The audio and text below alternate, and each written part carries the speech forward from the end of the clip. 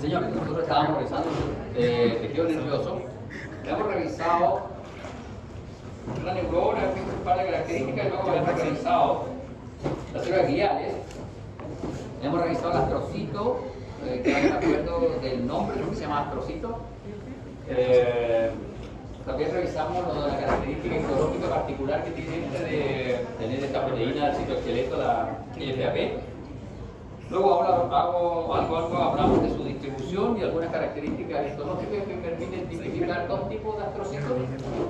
Y luego revisamos la microglia muy brevemente. Y luego estábamos revisando nuestro oligodendrocito. Ya hemos dicho que el oligodendrocito había dos tipos también.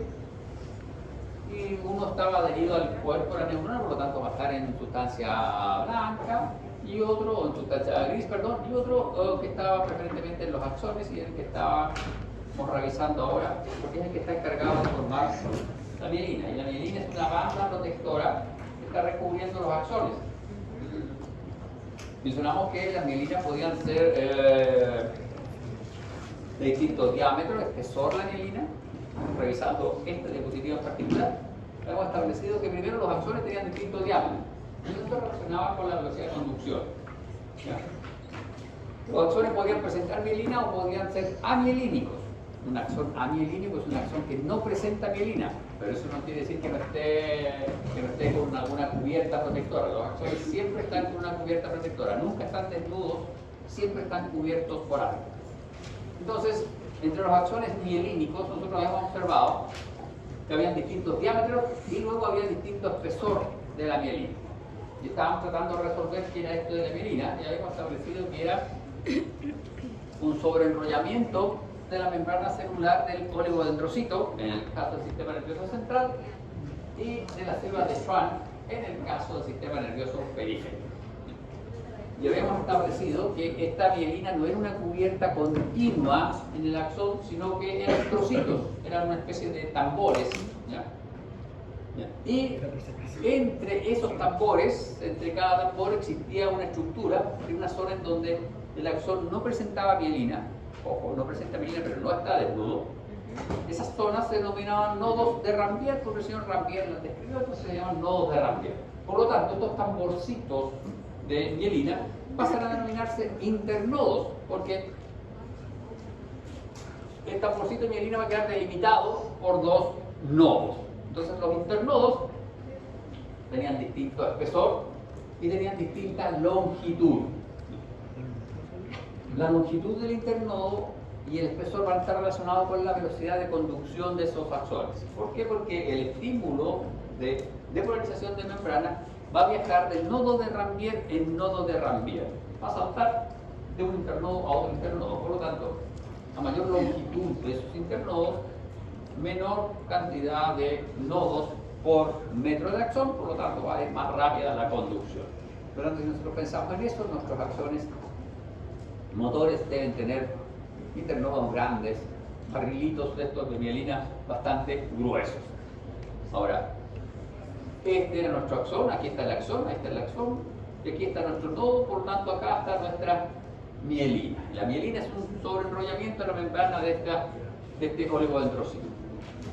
Hubo célula de Schwann. ¿Cuál es la diferencia de la mielina sintetizada por un oligodendrocito versus la mielina sintetizada por una célula de Schwann?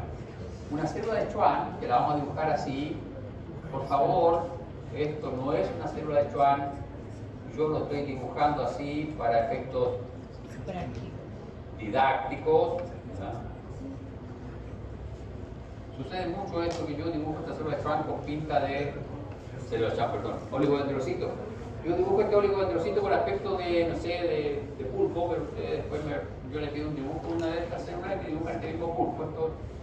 Esto es todo para efectos didácticos. La diferencia de la mielina de una célula de Schwann versus la célula oligodendrocito no está dado por las características propias de la mielina. Hay un par de diferencias moleculares, pero a nivel histológico no está dado por esto. Este es un oligodendrocito. Si ustedes se fijan, este oligodendrocito tiene múltiples internodos en un mismo axón o puede tener múltiples internodos en distintos axones. Y aquí nosotros vamos a poner, por ejemplo, acá, y vamos a dibujar aquí otro internodo, otro axón. Entonces, un oligodendrocito es capaz de formar internodos en varios axones y múltiples internodos en el mismo axón. A diferencia de la célula de Schwann, que la célula de Schwann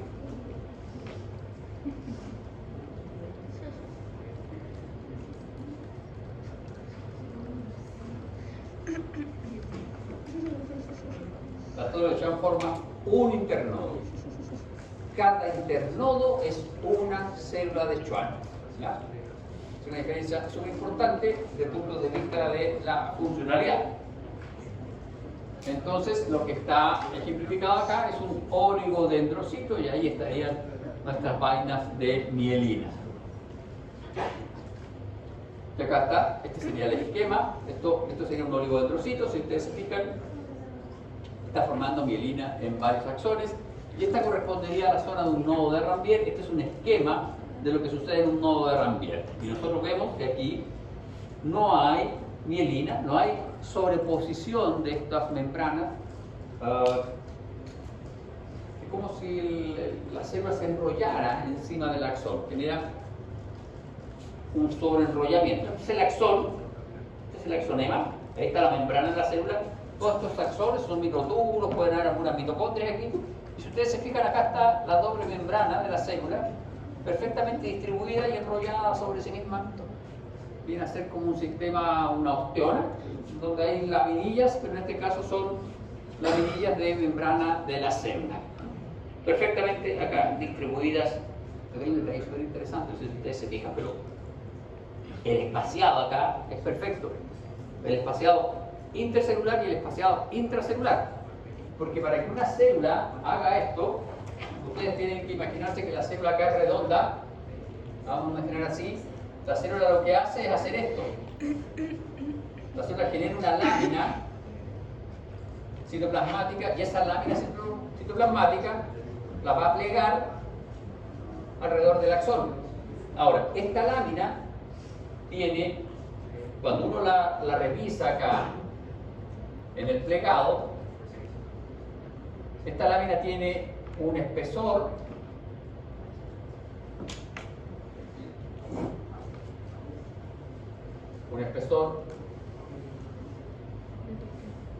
y tiene un espaciado entre lámina y lámina. Entonces ustedes pueden ver que el espesor de la lámina es constante y el espaciado entre lámina y lámina, o el intercelular entre lámina y lámina, también es constante. Eso es bien interesante cómo la célula lo logra. Y aquí está asociado con el citoplasma del axón. Estos son los bordes del nodo, y ustedes pueden ver que acá hay uniones concluyentes, uniones de sello. Aquí hay uniones de sello, por lo tanto, este citoplasma no puede interaccionar con ese espacio extracelular. Solo este citoplasma, este axonema, que es el citoplasma del axón, puede interaccionar. Solo este podría realizar intercambio de depolarización. Pero si ustedes miran acá hay una proyección de la membrana de la célula por encimita, y aquí arriba hay una cubierta de glicoproteínas, entonces esto no está directamente en contacto. Y vamos a ver que esto es distinto, porque en el caso del sistema nervioso central, aquí también existiría una zona protectora de una prolongación o un pie de un astrocito. ¿Ya? Entonces tenemos nuestra mielina. Ahora lo que tenemos que saber es precisamente cómo se ordena la mielina. Acá está lo que yo les decía, esto es el sistema nervioso central. ¿Se fijan? Acá está nuestro nodo de Rambier, y el nodo de Rambier presenta una terminal, un pie terminal de un astrocito. En cambio, en el sistema nervioso periférico, cuando son células de Schwann, la última capa de la mielina se proyecta un poquito y tienden a juntarse ahí, y hay una cubierta glicoproteica que protege. Entonces, nunca el axón está en contacto directo con el extracelular. Y aquí está la propuesta de cómo ocurriría esto. Si fijan, acá tenemos un axón, una célula de Schwann, y esta célula de Schwann comienza a enrollarse alrededor de este axón. más o menos la propuesta es esta. La célula aplana su citoplasma, es como cuando ustedes tienen una masa, toman el uslero y adelgazan esa masa, con la diferencia que ustedes con el uslero van a generar una masa que a ojo desnudo uno la va a ver como homogénea, pero si la midieran va a tener obviamente desniveles. Acá pasa casi lo mismo, porque si ustedes se fijan, aquí hay unas zonas en donde está un poquito más ancha, está más gruesa, como si tuviese unos repliegues ahí. Y estas se llaman incisuras de Smith-Lantelmann. Estas son bastante importantes desde el punto de vista de la fisiología, porque se dice que serían zonas en donde habría más citoplasma de la célula y se realizarían ciertas actividades fisiológicas de la célula, ¿ya? En cambio, en todos estos valles, el espacio intercelular es muy escaso y está finamente determinado. ¿Cómo se le ocurre a ustedes que yo podría conseguir que esta célula proyecte este citoplasma y lo proyecte siempre del mismo espesor? ¿Cómo logro eso?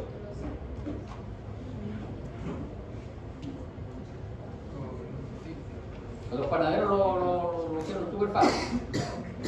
Tienen unas máquinas que amasan y esa máquina tiene un regulador de espaciado de los rodillos. Entonces, con un regulador que me da el espacio que está separando los rodillos, yo paso la masa y siempre va a quedar el mismo espesor. ¿La naturaleza puede tener un espaciador? No con ese nombre, no así. De más que sí, exactamente. Esto es bien fácil. Bueno, después que lo determinaron, uno piensa esto es bien fácil. La célula tiene proteínas en su membrana.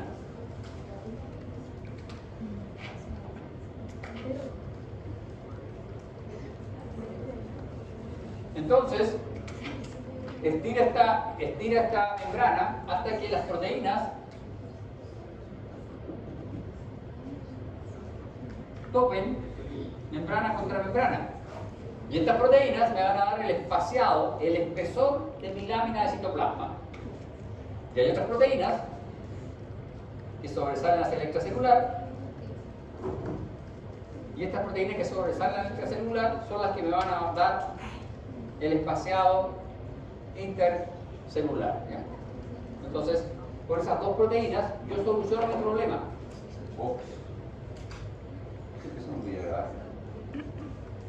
Entonces, con esas dos proteínas yo soluciono mi problema de espesor y espaciado de mi membrana. ¿Por qué? Porque este es un axón, ¿se fijan? Mitocondrias, esos son microtúbulos, y aquí está la membrana del axón y esta es la mielina. Esas son incisuras de Smith-Lantelmann. Esas son las incisuras de Smith-Lantelmann. ¿Cuál es la mielina, profe? Aquí está con mayor momento. Y esto es mielina. Esto es la mielina. Eso es la membrana del oligodendrocito o de la célula de Schwann. Y si uno lo mira con cuidado, la membrana tiene el mismo espesor y el mismo espaciado. El espesor, esto es intercelular, membrana interna, intercelular, intracelular, intracelular, y así se va formando un sándwich perfecto el espaciado. Y ese espaciado solo se puede conseguir, como lo mencionamos antes, con proteínas. Entonces, vamos a tener la proteína básica de la mielina, que es la que me da el espesor de la lámina. Entonces, cuando la lámina superior y la membrana celular superior e inferior hacen contacto con la proteína básica de la mielina, eso me da el espesor de mi lámina de mielina. Y el espacio o el espaciado extracelular me lo otorga esta proteína, que es la proteína o proteína 0.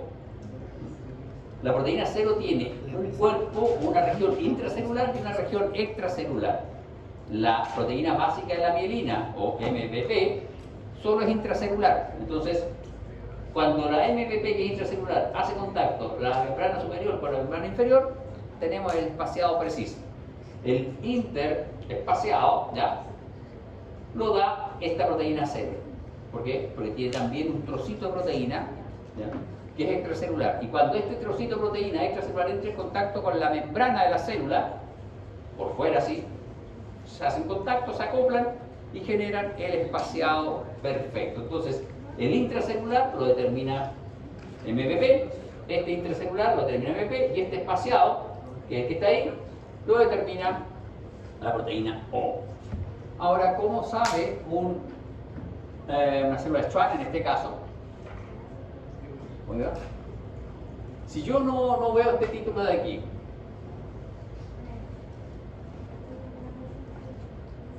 joven, ¿terminó su motomposible? Ya. Entonces ya tiene energía, puede ayudarme. Yo aquí puse sistema nervioso periférico, pero si yo no pongo ese título, ¿usted podría, de acuerdo a esta fotografía, determinar que eso es una célula de Schwann, que es sistema nervioso periférico?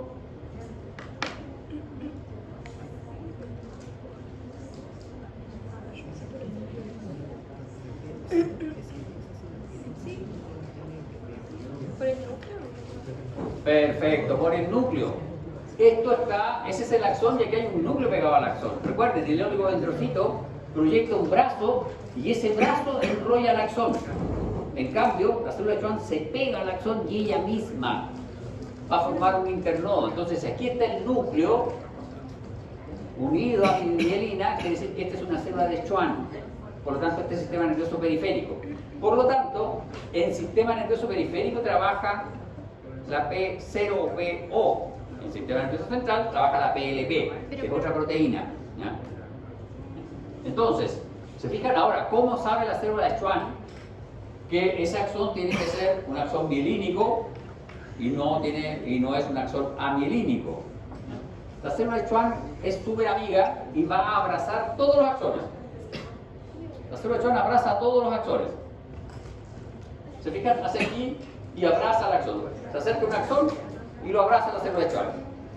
Y se queda ahí.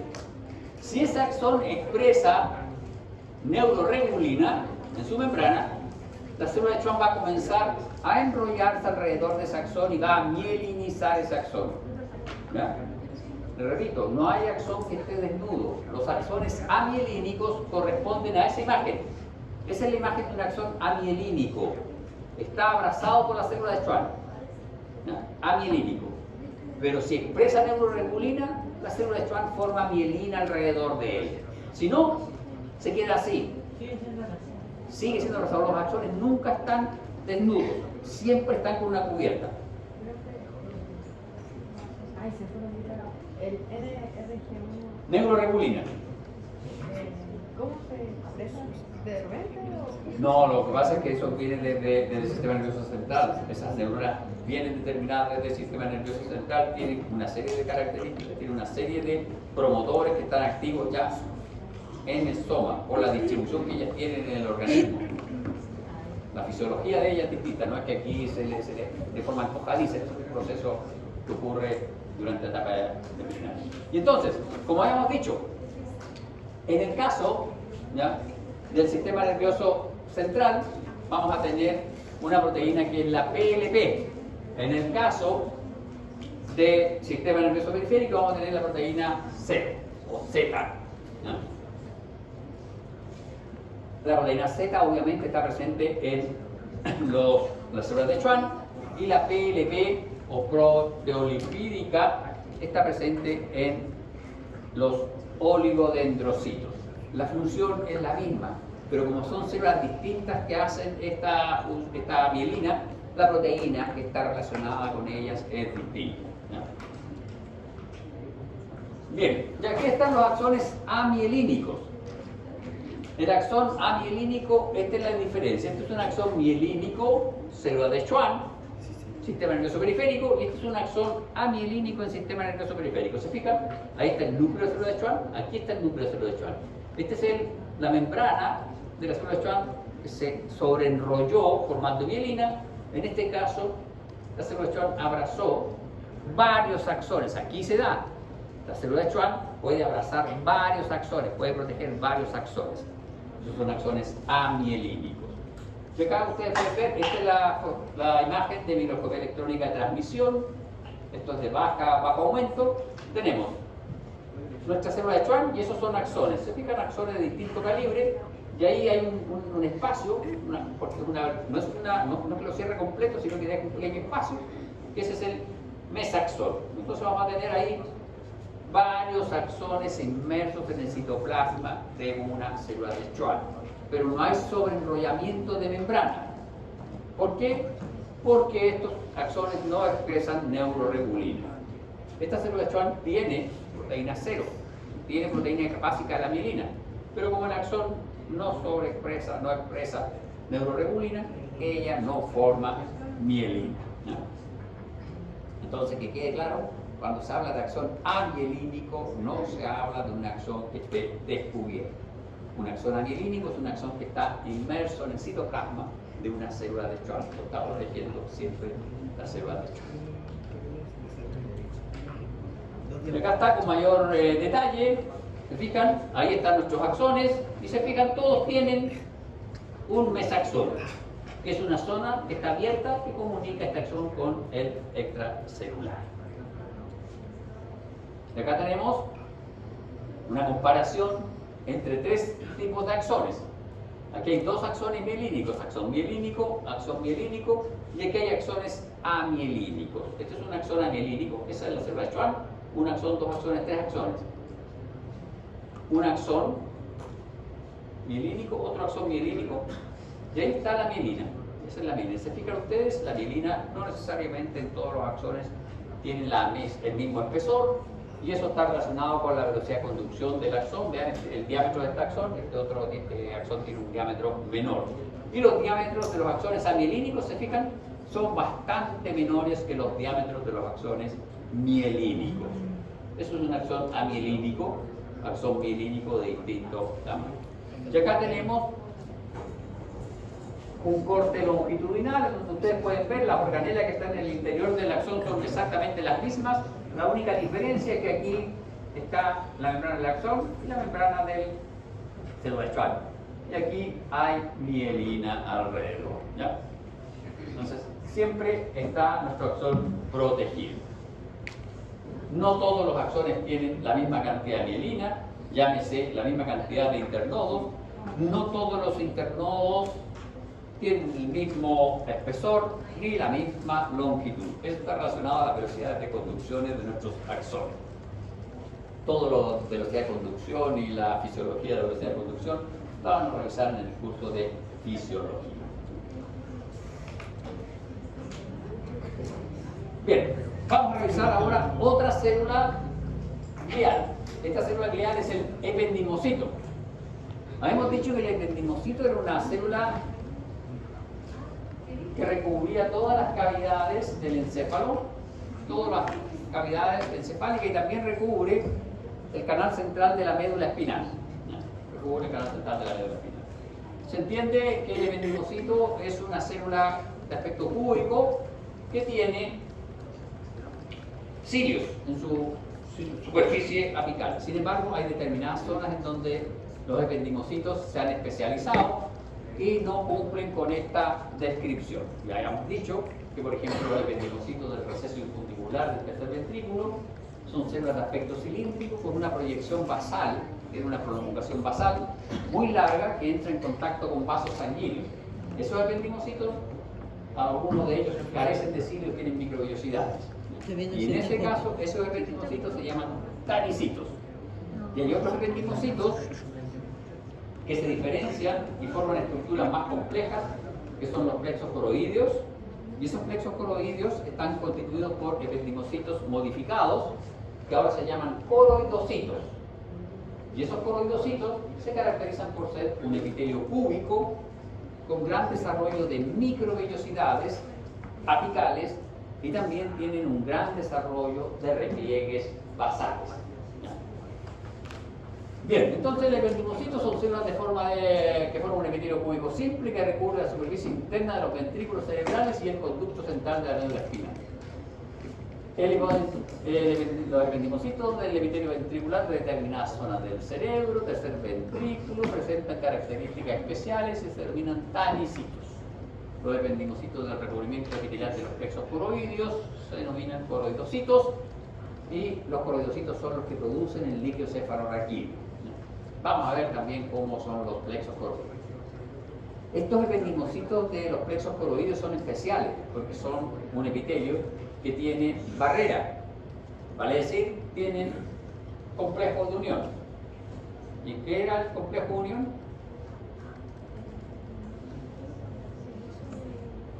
Oiga, ¿qué era el complejo de unión? Cualquiera de las dos. ¿Qué era el complejo de unión? ¿Qué les dije yo? Les dije que histología era el curso más importante. Tenían que estudiar todos los días histología, porque es complejo histología. No, en serio, se acerca el certamen, ¿ya? Y lean histología, hagan sus resúmenes, sus mapas conceptuales, porque si no, nos vamos a complicar con problemas como esos. O sea, para recordar ahora que era el complejo de unión. Porque una cosa es un sistema de unión intercelular y la otra es un complejo. Y el complejo era cuando estaban distribuidos estos sistemas de unión en una zona particular del epitelio y tenían una distribución particular en la zona lobuluyente, zona adherente y desmosomas. Y eso estaban formando una cinta en la zona superficial del epitelio. Y cuando aparece eso, esos epitelios están formando barrera, una barrera selectiva entre lo que está en la superficie del epitelio y lo que está por debajo del epitelio. Y eso pasa con los plexos coroideos. Este es un corte histológico, esos son los ependimocitos, esto es pared ventricular, y acá está el esquema de cómo serían estas celulitas. Si se fijan, tienen gran cantidad de cilios y tienen repliegues basales, no muy desarrollados, pero tienen algunos repliegues basales. Esos cilios baten y se dice que participan en el movimiento del líquido cefalorraquídeo, pero no en cualquier movimiento, hablan de un movimiento de flujo laminar del líquido cefalorraquídeo, que sería un movimiento de líquido que está justo por encima de la cobertura epitelial. Porque dentro del líquido cefalorraquídeo, más adentro en el lumen de los ventrículos, hay varios tipos de movimientos del líquido cefalorraquídeo. El líquido cefalorraquídeo tiene unos movimientos circulares en el tercer ventrículo que participan con la fisiología del líquido cefalorraquídeo, que es bastante compleja la fisiología del líquido cefalorraquídeo. No quiero que se queden con la idea que es un agua simple, es un fluido que es producido activamente por estas células y que tiene una cantidad de metabolitos que son selectivamente dispuestos en ese fluido, ¿no?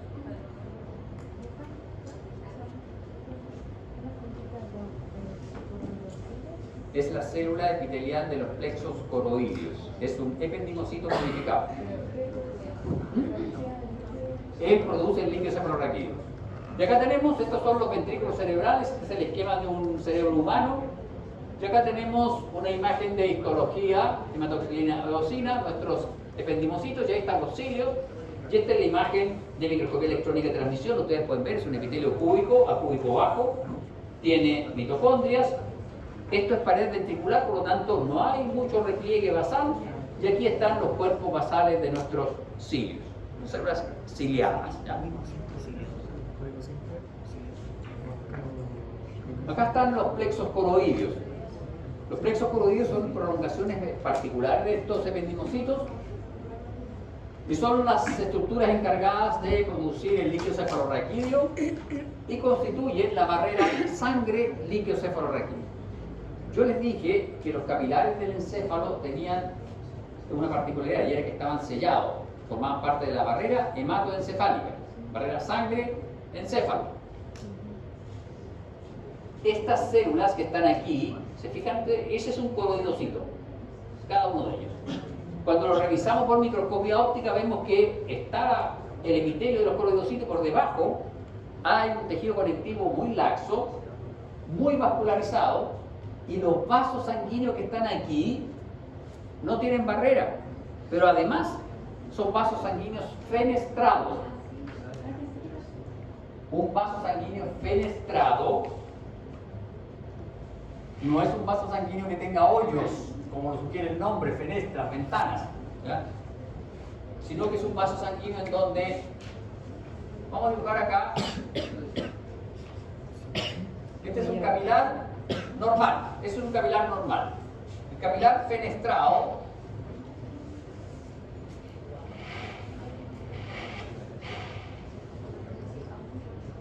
vamos a dibujar poquitas fenestras, sí, porque si no, no vamos a recordar dibujando fenestras. El capilar fenestrado es un capilar que tiene estas disposiciones.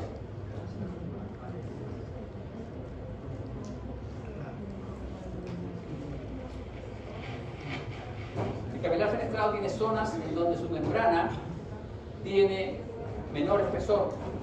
Entonces, en estas zonas se facilita el intercambio entre la sangre y el tejido conectivo, ¿no?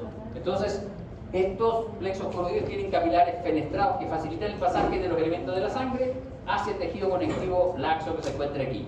Entonces, serían estas células las que seleccionan lo que pasa hacia el líquido cefalorraquídeo. O sea, ellas seleccionan lo que pasa. De hecho, por los plexos coroides ingresa la glucosa al encéfalo, ¿ya? Y entonces tenemos, este es el capilar fenestrado, ese es el intercelular, y aquí están los repliegues basales de microrodocitos. Este es microrodocito. Por favor, comparen esta imagen con esa. Vean el estrato basal y vean la parte apical. Estrato basal, gran cantidad de repliegues basales. Estrato apical, gran cantidad de microvellosidades. Y ahí están nuestros complejos de unión. Están sellados. Tiene mitocondrias más abundantes y más grandes. Tiene un núcleo más eucromatínico. Es una célula muy activa. Vean la cantidad de repliegues basales, ¿no? Entonces se dice que estas son microvellosidades invertidas. ¿Por qué? Porque esta célula toma mucho de este tejido, que a su vez ese tejido tiene muchos elementos sanguíneos. Entonces todos los elementos de la sangre los toma esta célula y los pasa hacia el líquido cefalorraquídeo. Pero no todos en realidad. Hay algunos que no pasan por aquí, ¿ya? Por ejemplo, la vitamina C no ingresa por los capilares de la sangre, pero sí ingresa por los plexos coroides. Hay unos otros factores que no ingresarían por aquí. Por aquí ingresa la T4, las hormonas tiroides ingresan por aquí, ¿ya? Estos plexos coroides producen una proteína que es el transportador de hormona tiroidea, que es la TTR, la transtirretina. Entonces son células muy, muy activas. De hecho, al día están produciendo como aproximadamente como medio litro de líquido cefalorraquídeo. Al día producen nuestros plexos coroides medio litro. Y nosotros en la cabeza tenemos, en el cerebro tenemos como 170 ml. Entonces produce como 3 veces. Se recambia el líquido cefalorraquídeo cada 3 veces al día. Entonces tiene que haber un sistema eficiente de reabsorción del líquido cefalorraquídeo. Que me imagino que viene una anatomía y nosotros no vamos a entrar en detalle sobre eso, ¿ya? Pero son las vellosidades aracnoides, ¿ya? Y en esa vellosidad aracnoide, que son unas estructuras especiales que están vinculadas a vasos sanguíneos de tipo venoso, por ahí se reabsorbe el líquido cefalorraquídeo. Si falla ese sistema de reabsorción, vamos a tener acumulación de líquido cefalorraquídeo y vamos a tener producción de hidrocefalia, ¿ya? Nosotros nos vamos a abocar solo a los plexos coroides. Entonces los plexos coroides son estructuras de aspecto digitiforme muy ramificadas, son muy ramificadas, que están constituidas por estas células que son los coroidocitos, que son células cúbicas con microvellosidades muy desarrolladas, y en el interior estos plexos coroides van a tener un tejido conectivo laxo, muy laxo, que va a contener gran cantidad de vasos sanguíneos, preferentemente capilares sanguíneos, y no cualquier capilar sanguíneo, sino que capilares fenestrados.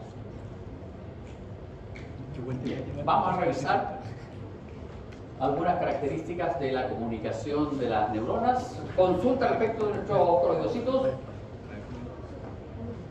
Coroidocitos plexocoroides, ¿no? Son bien importantes los coroidocitos. Si no hay recambio de líquido cefalorraquídeo, se empiezan a acumular desechos. El líquido cefalorraquídeo tiene desechos.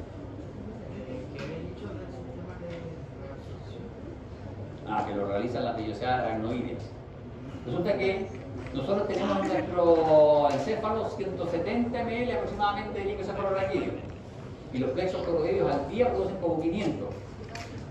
Entonces tenemos 3 veces al día producción de la cantidad de líquido cefalorraquídeo que tenemos adentro. Por lo tanto hay que ir renovando, como lo de los riñones. Nosotros vamos a ver renal. Los riñones filtran al día 180 litros de sangre. No puede ser como filtrar 180 litros de sangre el riñón al día si nosotros tenemos 5 litros de sangre. Porque se va Porque se va reabsorbiendo, se reabsorbe todo el líquido. De hecho, nosotros orinamos al día como 1 litro. Por lo tanto, deberíamos tomar 1 litro y medio de sangre para poder recuperar ese litro de agua que botamos por la orina. En el caso del líquido cefalorraquídeo pasa algo similar. Nosotros vamos a tener una producción de medio litro de líquido cefalorraquídeo al día. Por lo tanto, tenemos que botar 300 ml de 310, ¿no? 320, para quedarnos con los 170 que tenemos. Y esos 320 se botan a través de la vellosidad aracnoidea. ¿Y a dónde van? Van a unos vasos venosos, que a su vez lo llevan a la sangre. Y desde la sangre sale hacia lo que quiero que les quede claro aquí, aquí es que, porque uno podría pensar que esto es un filtrado, un simple filtrado, y eso está muy lejos de ser un simple filtrado, ¿ya? El líquido cefalorraquídeo se forma por secreción activa de los coloidocitos. No es un filtro pasivo ahí de que no, que con mucha sangre pasa la sangre simplemente hacia el otro lado, no. Recuerden, aquí hay complejos de unión que están formando barrera, y estas células tienen gran cantidad de mitocondrias, transportadores específicos, etc. Y tienen un núcleo eucromatínico, lo cual habla de una célula que tiene mucha actividad, ¿ya? Bien, vamos a hablar de las terminales axónicas y la sinapsis.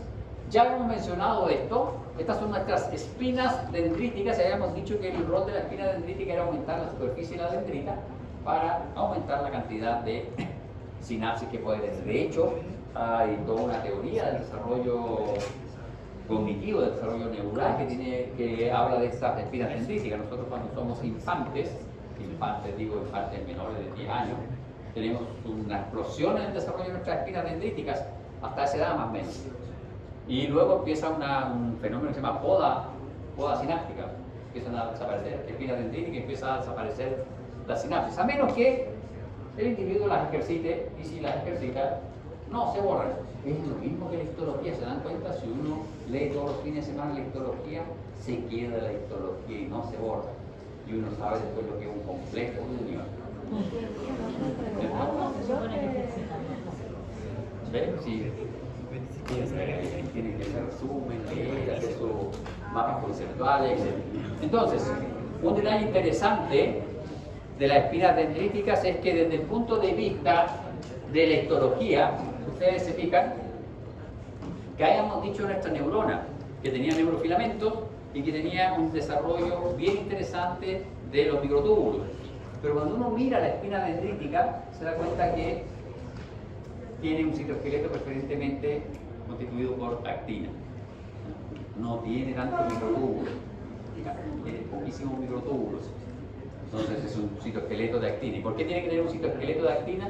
Porque la membrana, recuerden, la bicapa fluida, no es capaz de formar estructuras sin tener un soporte mecánico. Esa es una de las funciones primarias del citoesqueleto. Entonces, la primera estructura que tenemos que nosotros determinar es esta espina dendrítica. Por lo tanto, si yo realizo anticuerpos contra actina, voy a ver teñidas como puntitos más intensamente teñidos en mis dendritas, las espinas dendríticas.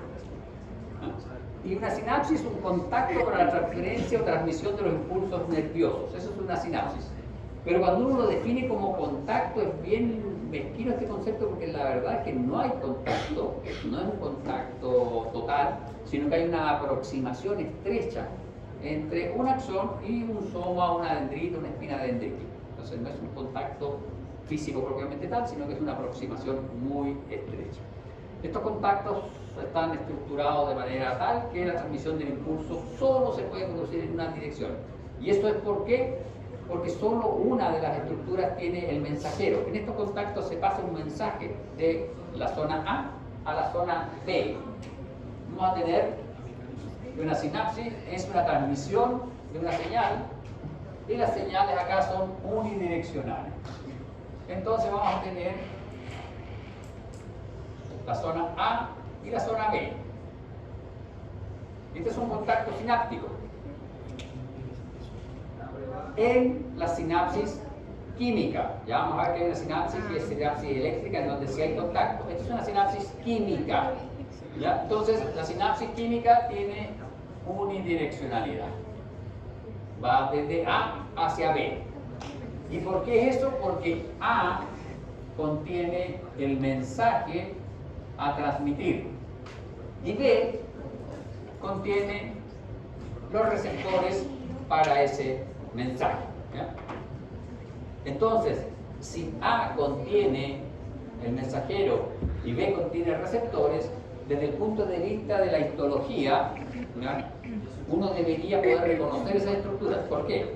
Porque el mensaje es un químico y ese químico tiene que estar almacenado y tiene que estar almacenado en una vesícula. Por lo tanto, uno por microscopía electrónica puede visualizar esas vesículas y puede saber y determinar cuál es la zona A de una sinapsis. Y esa zona A se denomina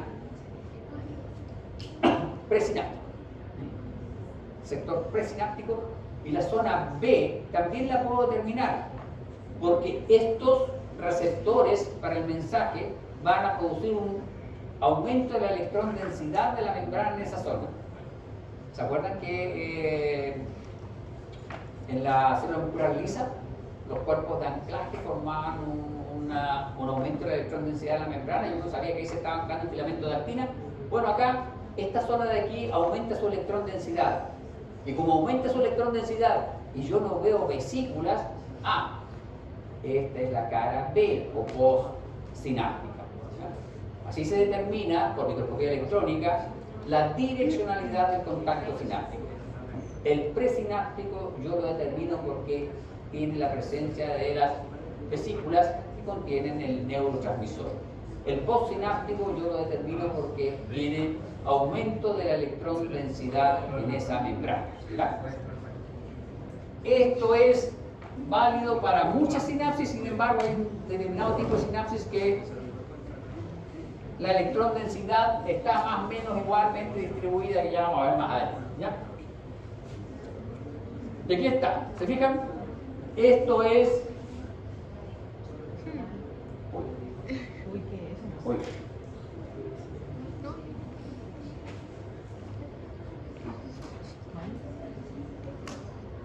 Es una Ayúdeme. Ayúdeme, sí. ¿Cuál es el presináptico? ¿Cuál es el postsináptico? Aquí en la fotografía de esta microscopía electrónica de transmisión de buena resolución, una resolución bastante alta.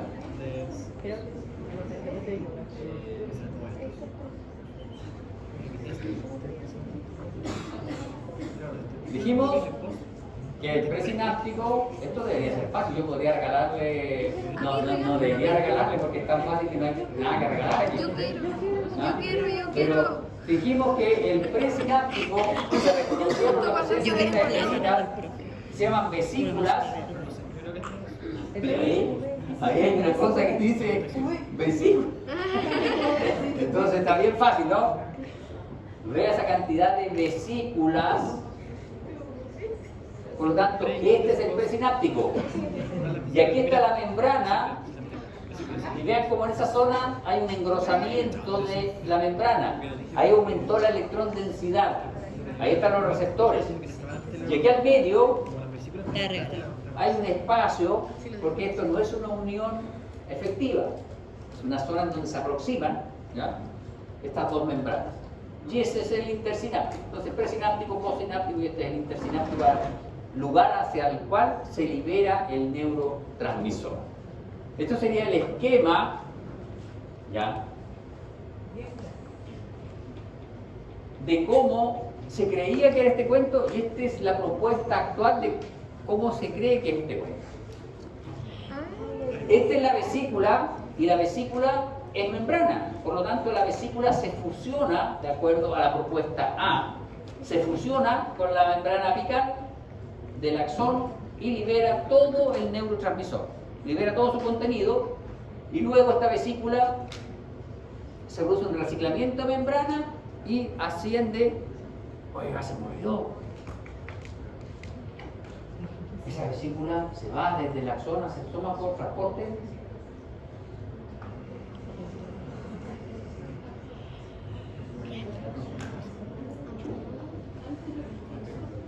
Retrógrado es hacia retrógrado. Un transporte retrógrado se va. Por eso es importante el transporte retrógrado. Dijimos que este transporte era importante por eso. Lo dijimos cuando lo definimos. Y dijimos que aquí, si se nos mete un virus, se nos pega por aquí, también aprovecha la misma vía. Pero ¿saben qué? Esta cosa tenía un problema. Una neurona no puede ser, es como cuando ustedes van a Falabella con la tarjeta de su papá, no pueden llegar y gastarse todo el cupo de la tarjeta porque después al final del mes hay que pagar eso. Pasa lo mismo acá. No podemos gastar todos los neurotransmisores porque, ¿y si tenemos otro estímulo después? Entonces, la propuesta actual es esta de aquí, en donde sigue existiendo la vesícula, pero la vesícula se fusionaría, se anclaría con unas proteínas, ¿ya? Complejo SNAP, un conjunto de proteínas que anclan la vesícula a la membrana y se forma un pequeño canal. Cuando hay un estímulo se forma un pequeño canal y por ese canal sale una cuota medida de neurotransmisor y la vesícula permanece ahí. Entonces viene otro estímulo, vuelve a liberar neurotransmisor. No hay una depresión completa de la vesícula, porque esto requería, primero, tener mayor cantidad de neurotransmisor y segundo, el reciclaje de membrana. Porque si estamos sumando vesículas, ese axón al final queda así como zapato de payaso, gigante, porque se les fusiona mucha membrana, ¿ya? Entonces, estas son uniones súper restringidas en espacio, en tamaño. Entonces no podemos aquí a esto sumar mucha membrana porque deforma el axón, deforma el contacto sináptico. Entonces, hoy por hoy, esta de la porocitosis es una de las teorías bastante más aceptada que esta en donde la vesícula completa se fusiona y se libera. ¿Ya? ¿Cómo se llama? Porocitosis. Porocitosis. Porocitosis. Bien. Los tipos de sinapsis. ¿Ya? ¿Por qué? Porque el histólogo siempre le gusta clasificar todo y ponerle nombre a todo. Un poco tóxico el histólogo. Entonces vamos a tener que las sinapsis se pueden clasificar por su localización como axodendrítica, axosomática, axoaxónica y también, ¿se recuerdan? Les dije, la condensación del postsináptico y presináptico no siempre es igual, no siempre es tan evidente como aquí. Aquí era muy evidente, pero no siempre es tan evidente. Entonces, de acuerdo a esa condensación, nosotros vamos a tener de tipo 1 y de tipo 2. Las de tipo 1 presentan mayor condensación de la membrana postsináptica. Esta es de tipo 1. Pero las de tipo 2 presentan una condensación pre- y postsináptica similar. Ahora, estas son diferencias histológicas y esas diferencias histológicas están relacionadas con características fisiológicas. En fisiología, ustedes van a ver que muchas de estas diferencias en los contactos sinápticos están relacionadas con el hecho de si la sinapsis es estimulatoria o inhibitoria, ¿ya?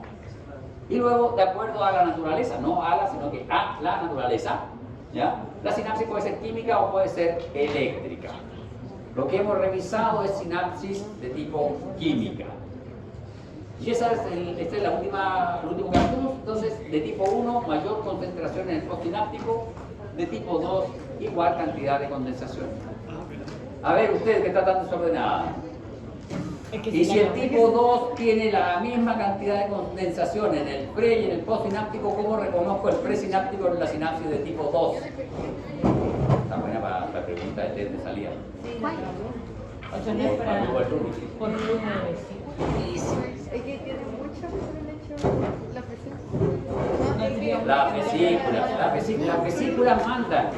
Las vesículas siempre van a estar en el presináptico, independiente si hay mayor condensación. Si hay mayor condensación en el postsináptico, sinapsis de tipo 1. Si están iguales las condensaciones, sinapsis de tipo 2. Pero la vesícula manda respecto del pre y post sinapsis. Bien. Terminamos. Un beso a toda la gente guapa.